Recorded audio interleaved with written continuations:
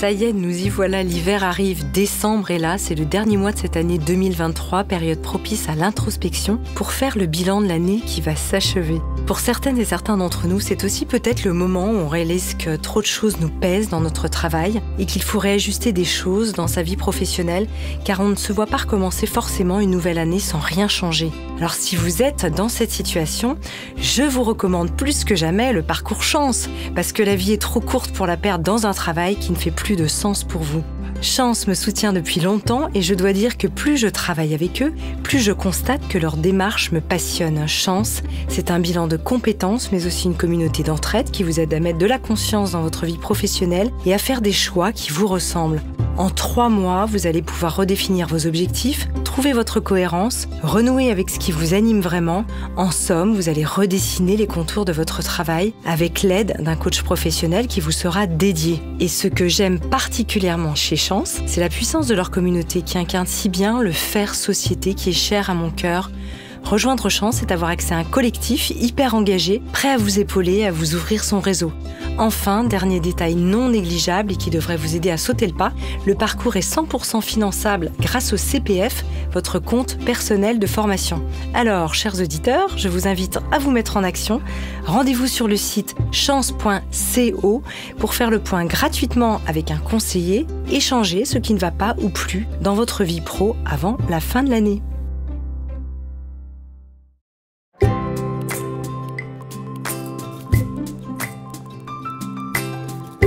Bienvenue dans cette nouvelle série inédite de méditation avec Cola Zibo. Au sein de son podcast Looping, Cola a voulu mettre en lumière des personnes nous racontant des histoires intimes de transformation profonde grâce à la méditation, sous forme de témoignages et en abordant des récits de destin exceptionnels, de vie passée à la recherche de sa vérité intérieure. C'est pourquoi nous avons eu envie de vous partager ces 3 témoignages de Davina, William et Marina qui sont divisés en 2 parties tous les vendredis pendant 6 semaines dans Métamorphose. Alors avec Cola, plongez dans ces récits puissants de méditation.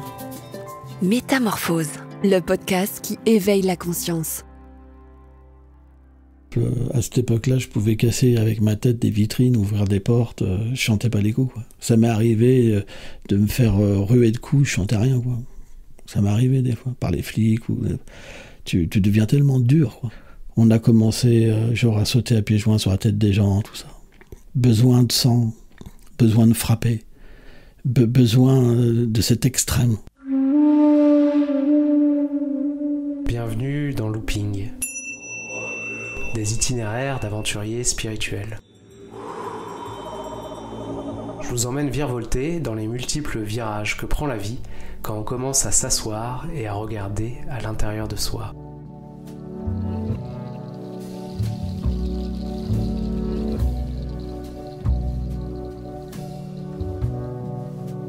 Parmi les figures les plus sanguinaires des légendes bouddhistes, il y a l'histoire du brigand Angulimala.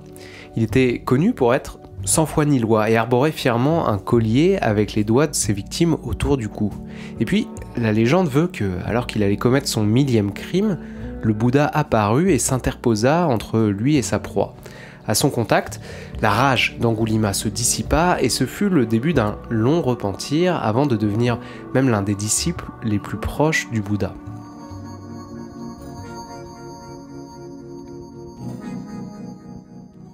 William lui aussi a connu les excès de violence, avant de rencontrer la méditation et de sortir de l'emprise de sa propre souffrance. Sa vie, c'est celle d'un destin qui va de la terreur à la douceur, de l'horreur au bonheur. Des bagarres de skinhead au club de motards non violents, voici l'histoire de William. Voilà, je m'appelle William. J'ai 57 ans. J'ai été très violent dans ma jeunesse. J'ai appartenu à un gang à Paris. Je suis arrivé à 6 mois dans les premiers cités dortoirs de Paris, à Bagnolet.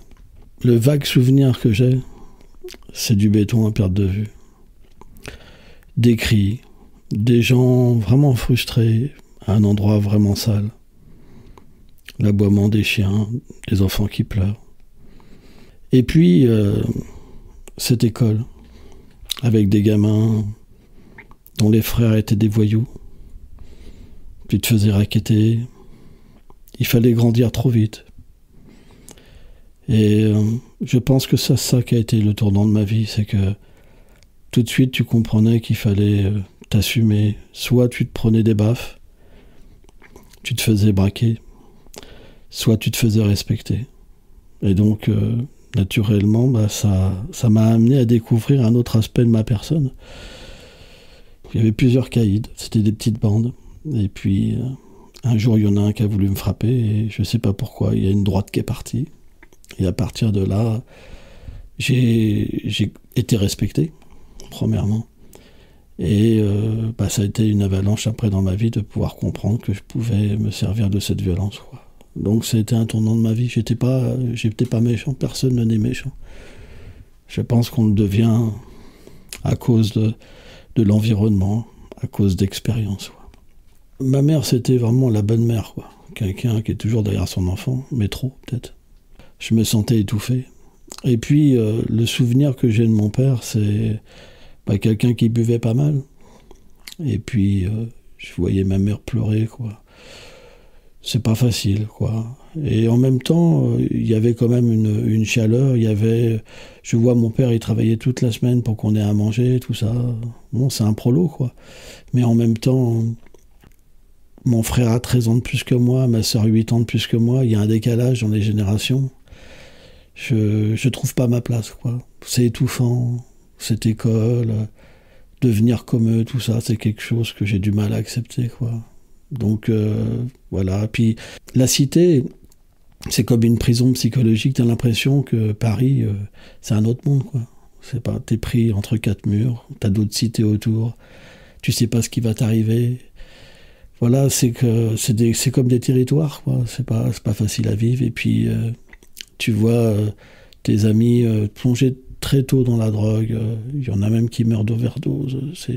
C'est une vie très incertaine, quoi. Par exemple, la cigarette, c'est des trucs de fou. À 8 ans, tu testes la clope, quoi.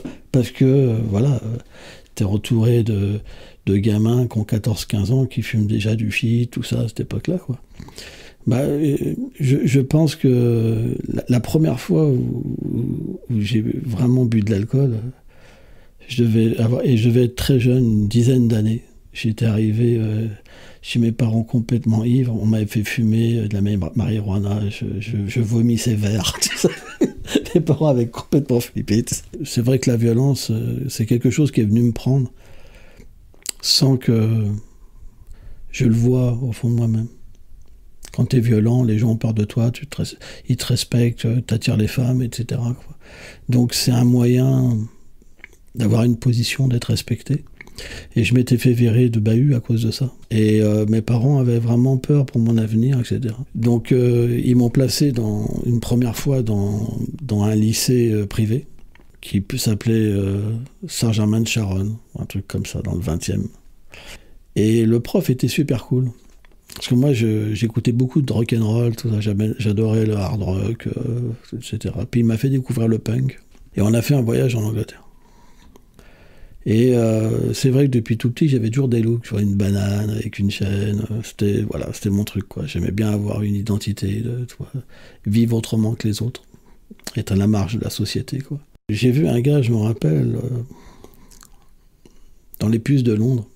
Il était balèze, rasé, il déambulait dans ce passage-là. Et puis les gens se poussaient, et puis je sais pas, j'ai comme eu une sorte de fascination, vraiment. Comme un gamin qui voit quelque chose qui l'attire, toi. Et donc c'était un skinhead, mais je savais pas ce que c'était. Il était avec une Bird, donc une fille skinhead, quoi, qui avait des mèches roses, toi. Et là, je me suis dit, waouh, ça m'a fait un impact, toi. Et donc, je me suis fait virer du lycée. Et mes parents, donc, m'ont trouvé un autre lycée, rue d'Assas, à Paris, quoi.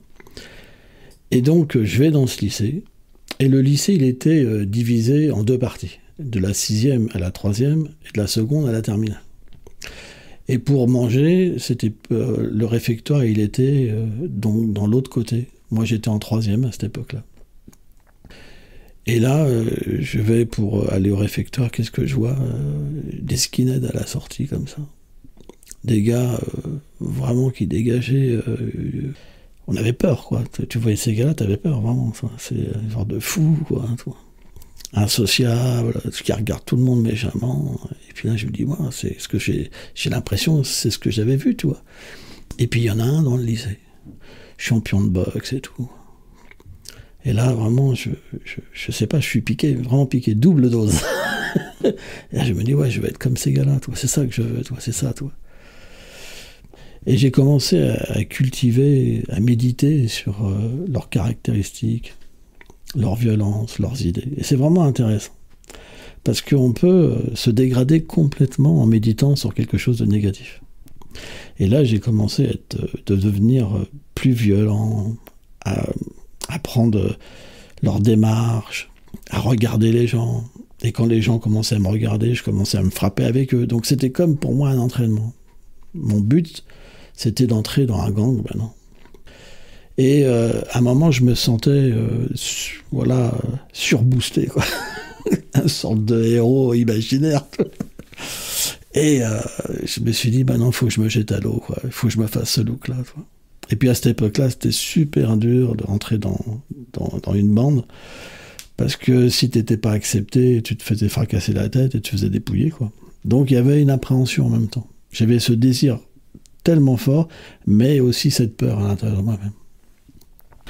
Et donc, mes parents étaient pauvres, ils connaissaient rien, et je les ai trichés. Je lui disais, maman, j'ai 15 ans, je vais avoir 15 ans à l'époque, c'était à 82. Je dis, je sais, il faut que je me fasse un look et tout, toi, un nouveau look. Toi.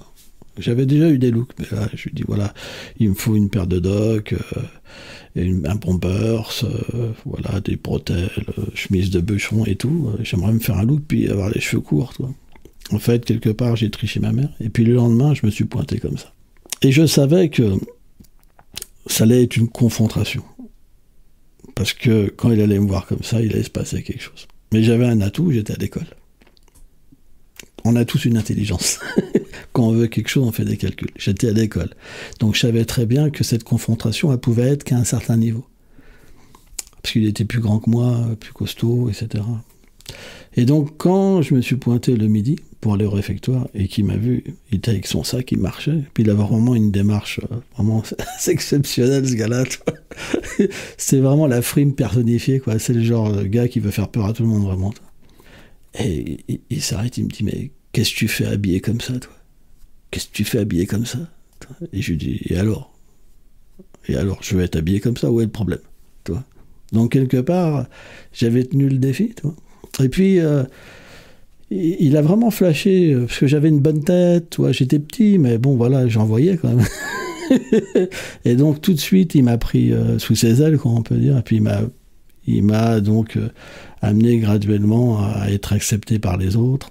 Donc j'ai fréquenté une première bande et puis après une seconde. La journée d'une bande de dégénérés comme ça, c'est la rue, quoi. La rue. Un territoire et tu le tiens. Et tout ce qui est différent de toi, tu dois le massacrer. C'est ça l'idée, quoi. Beaucoup de violence. Beaucoup de violence. Sadique. Tu aimes vraiment jouir du mal des autres. Par exemple, dans ces premières époques, on a commencé à sauter à pieds joints sur la tête des gens, tout ça. À fracasser beaucoup de gens, aller au Parc des Princes aussi en étant hooligan, en cassant des cars, en cassant tout, quoi. C'était vraiment la violence. La violence. Besoin de sang, besoin de frapper, besoin de cet extrême, quoi. C'est vraiment ça. Alors bien sûr, qu'est-ce qui se passe? Il y a une transformation en toi. Hein. Moi, je me rappelle, j'étais un gamin, j'étais mis en avant parce que j'étais une mascotte, toi. Donc, il fallait que je fasse 2 fois plus. Et je me lavais le cerveau moi-même, quoi. Pour qu'il n'y ait aucun sentiment qui puisse vivre en moi. Aucun sentiment. Et c'est pas facile à assumer quand t'es un gamin, toi. J'ai perdu beaucoup de mémoire du passé. Pourquoi? Parce que tu peux pas changer sans tout oublier. Je massacrais des gens à coups de marteau, tout ça. Hein. Vraiment, j'étais super violent, quoi. Il n'y a pas de compassion dans ces moments-là, t'es fou. T'es fou, t'es paranoïaque, t'es fou. Tu vois des ennemis partout. La rue, t'as un look, t'es croix gammée, t'es rasé, tout en noir, tu déambules dans la rue, t'es paranoïaque, c'est comme la guerre, quoi. Tu peux pas avoir de compassion. C'est pas possible, sans ça, tu dégages, quoi. Et puis aussi, dans les bandes, c'est une sorte d'amitié, on va dire. C'est comme une bande de chiens féroces, quoi, qui essayent toujours d'avoir la première place. Donc en fait, c'est une avalanche. T'en as un qui fait quelque chose, il faut être au même niveau. Donc en fait, cette violence et cette haine, elle va toujours en crescendo. T'as pas le choix. À cette époque-là, je pouvais casser avec ma tête des vitrines, ouvrir des portes, je chantais pas les coups, quoi. Ça m'est arrivé de me faire ruer de coups, je chantais rien, quoi. Ça m'est arrivé des fois, par les flics. Tu deviens tellement dur, quoi. Alors que maintenant, je me prends à peine un petit coup, ça me fait mal.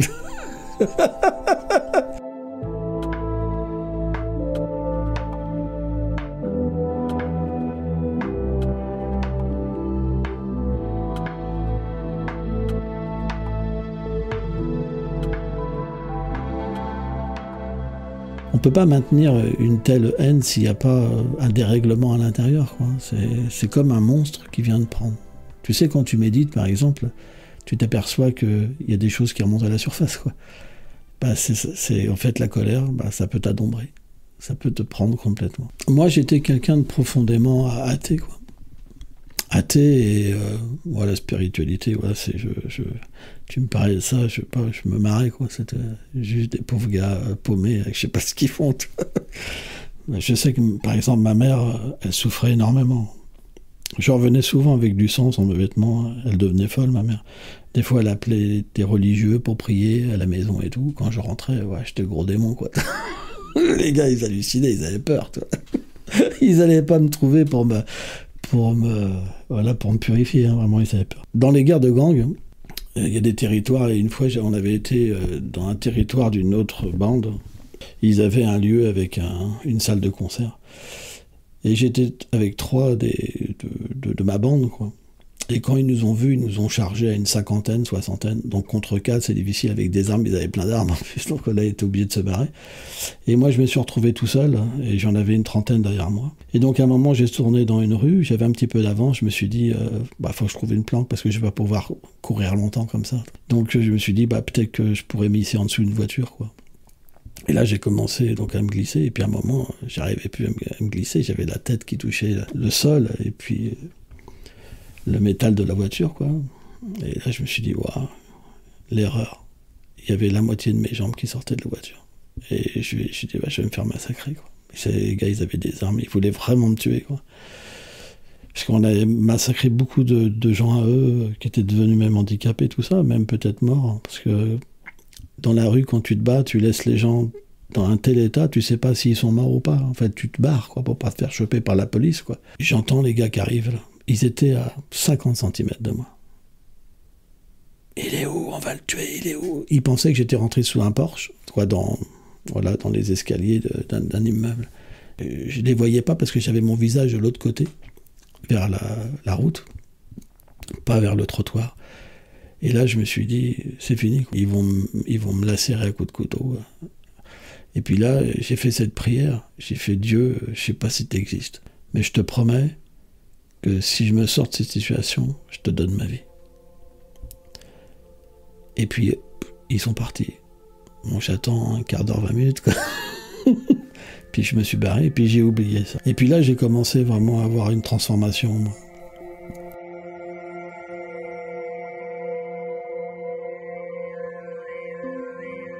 Je me rappelle notamment d'un jour où j'étais dans le métro, j'étais habillé en cotte de travail. Et j'avais un aigle nazi, en fait, qui était tatoué sur ma poitrine, qui se voyait avec l'insigne de mon gang, comme ça. Et puis je prenais 4 places. Et là, j'ai ressenti l'amour de Dieu. Quelque chose de très fort. Un truc de dingue. J'étais complètement en extase, toi. Et, mais vraiment, un amour incroyable. Et je dis, mais qu'est-ce qui se passe, toi? Je savais même pas, toi, je pouvais même pas m'imaginer que quelque chose comme ça pourrait m'arriver. Et puis, j'en avais pas envie. Il y avait quelque chose au fond de moi qui rejetait ça. Et puis, petit à petit, de plus en plus, cet amour est venu me chercher. Au point qu'il y a des moments, je pouvais plus frapper les gens.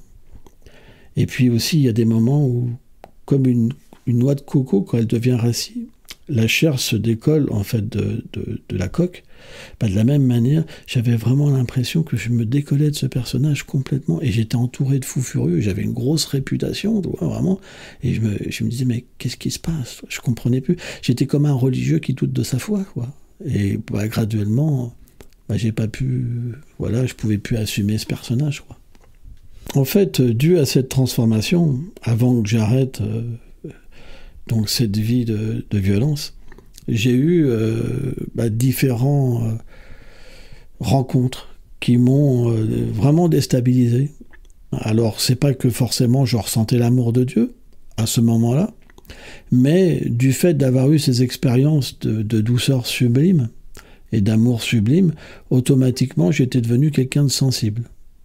Donc un jour, j'étais à Barbès, habillé comme un gros... Voilà.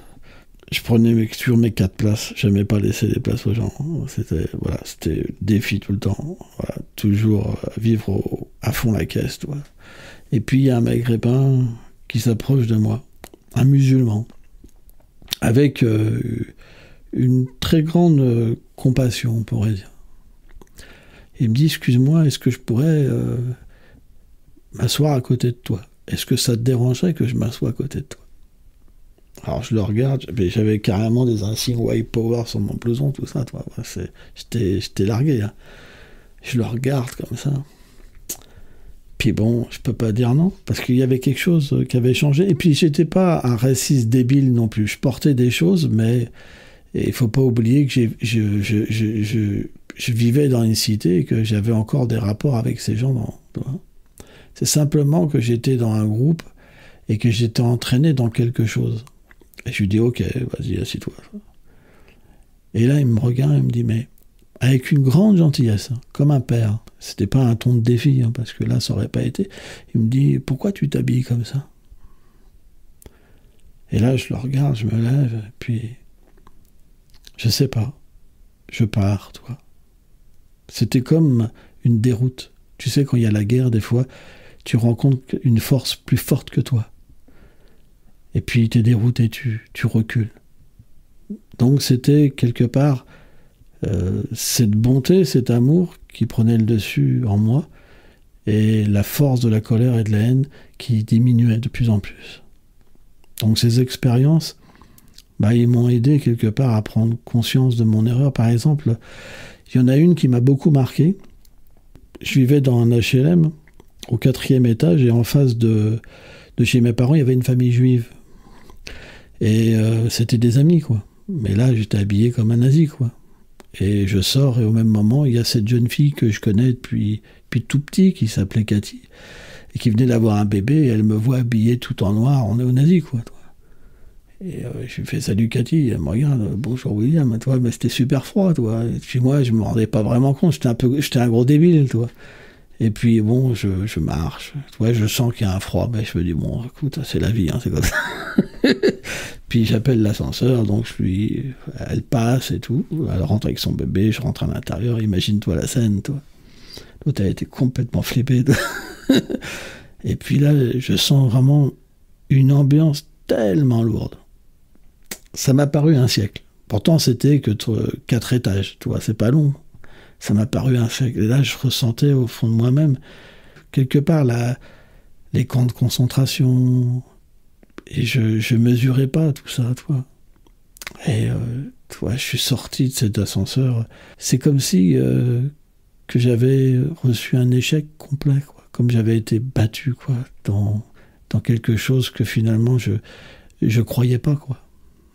Et voilà, tout ça, ça a été des moments où vraiment ça a renforcé mon changement. Mais je pense que le pire, quand même, c'est que dans des bandes adverses, tu te donnes par exemple des rendez-vous entre chefs, etc. J'avais un gars de ma bande, un gars super connu qui a fait de la politique, je dirais pas son nom, tout ça, mais qui est super connu. Il vient me voir un jour, il dit « Ouais, il y a les gars du Dunband là qui veulent se donner avec nous, écoute, on a rendez-vous, tu viens avec moi ?» Je suis « Ok, j'y vais, toi. » Puis lui, il se tape avec un, donc il gagne, et moi j'étais avec l'autre en bas au café, toi. Mais le problème, c'est que je ressentais pas de haine, je ressentais de l'amour pour ce gars-là. Et en fait, je lui parlais d'une certaine manière, toi, en lui demandant qu'est-ce qu'il aimait comme musique, tout ça. Et le gars, il comprenait pas, toi. Et j'avais changé. C'était devenu mûr. Je pouvais plus exprimer de haine, quoi. On s'est pas battu, tu vois. Et c'est vraiment étrange parce que même lui, il me disait comme ça, mais tu sais, on va se cartonner. Je lui dis ouais. Mais en fait, j'avais plus ce pouvoir, tu vois. Parce qu'avant, je lui répétais la tête dans le café direct. J'aurais jamais attendu de.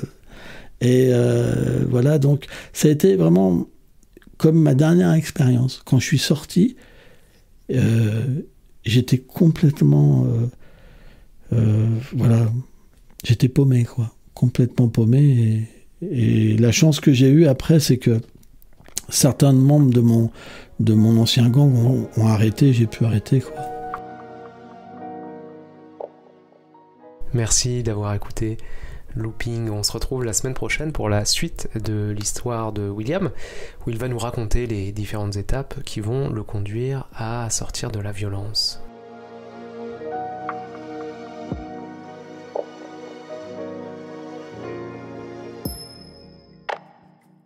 Ce podcast est soutenu par le fonds de dotation Nouveau Monde, un fonds qui finance et accompagne des projets pour développer la pratique de la méditation partout en France.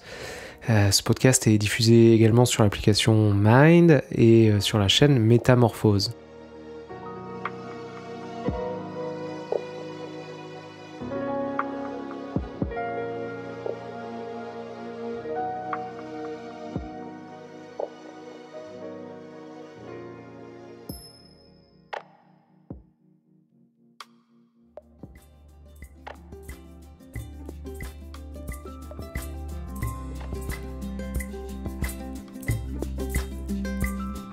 Si vous avez aimé ce podcast, n'hésitez pas à lui donner 5 étoiles sur Deezer et surtout abonnez-vous gratuitement sur votre plateforme préférée pour ne manquer aucun épisode.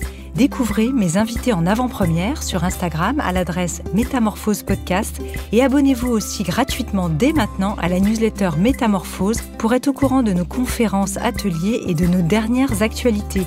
Pour ça, rendez-vous sur notre nouveau site www.métamorphosepodcast.com. Métamorphose, le podcast qui éveille la conscience. Par Anne Guéquière, tous les lundis et jeudis, dès 7h.